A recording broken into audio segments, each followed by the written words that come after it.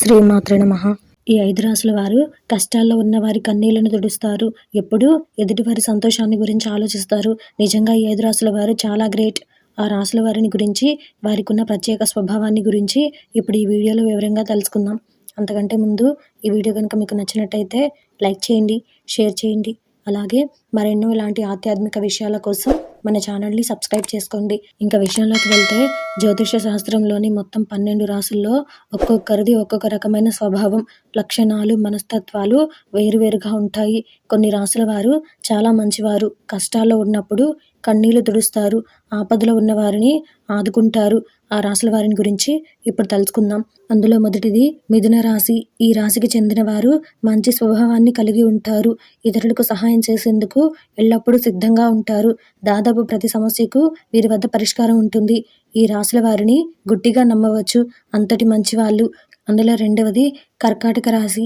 ఈ రాశిలో జన్మించిన వారు భావోద్వేగంతో ఉంటారు. ఇతరుల పట్ల ఎంతో శ్రద్ధ వహిస్తారు. వీరు ఎల్లప్పుడూ స్నేహితులు, కుటుంబ సభ్యులకు మద్దతుగా నిలుస్తారు. ఎవరికైనా ఏదైనా సహాయం కావాల్సి వస్తే వెంటనే స్పందిస్తారు.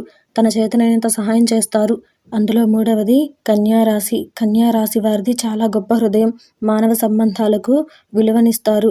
తమ స్నేహితులు ఎవరైనా ఇబ్బందుల్లో ఉంటే వారిని ఒంటరిగా వదిలిపెట్టరు.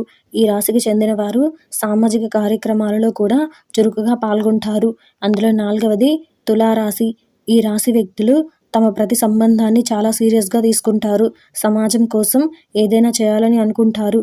ప్రజలకు సహాయం చేయాలనే తపనలో చాలాసార్లు తమను తాము ఇబ్బందుల్లోకి నెట్టుకుంటారు.